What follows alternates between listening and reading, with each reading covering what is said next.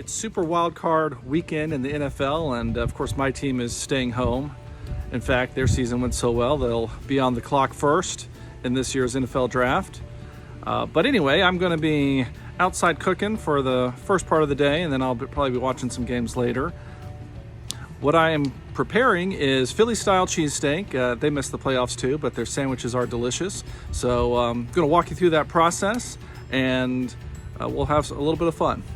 So after soaking my beef in beer overnight, I'm ready to season my meat a little bit further. I'm an hour or so out from actually putting it on the grill, so that should leave plenty of time to let magic happen. I've got some fun toys that I got for Christmas that I also want to use. Some special pepper flakes that I'm going to use to season this, a combination of different peppers. And I also got some fun salt. Now, I've got fancy salts and fancy peppers, but you can just use basic salt and basic peppers. But I am excited to use this stuff. All right, we are ready to stack that meat. So now that my meat has had a chance to tenderize and be seasoned with salt and delicious peppers, I'm ready to stack on my vertical spit. One thing I was remiss to do is I did not add any oil, so I'm going to do that in between every layer. Oil's a fat. My understanding is its purpose is mostly for the cooking process anyway, so it's not that big a deal that I left it out of the marinating process.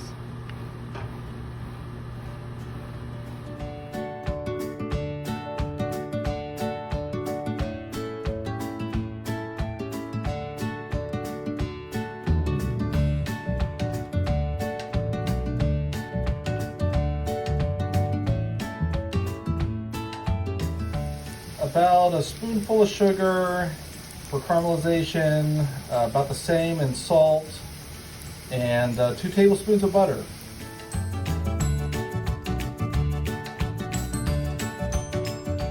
I think I'm going to end up with more of a smoked beef rather than like a fried beef for my cheesesteak, but I think it's still going to be delicious. I'll show you so you can see what I'm talking about.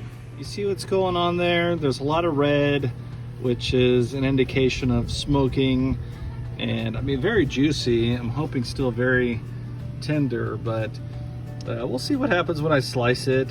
I'm still going to combine it with the onions and the cheese and all that jazz, so it should still be very delicious.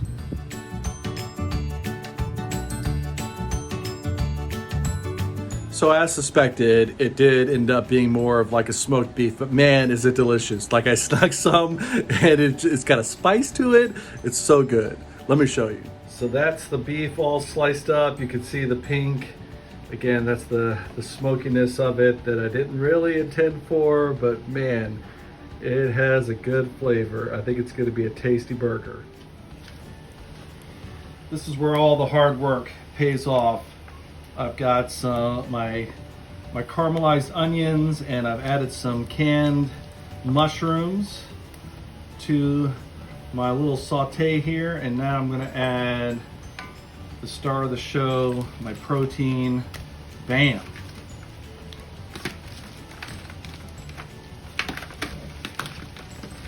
I'm going to stir that around, get it all nice and mixed in, heat it up all together.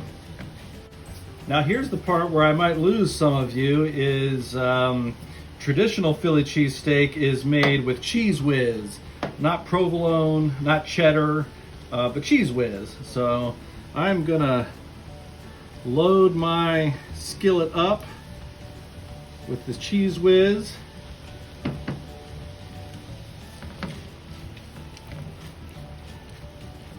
So this you would order whiz, that's the Cheese Whiz, with, that means onions, add mushrooms. And we are ready to plate this bad boy. Oh man. That is looking like the real deal right there.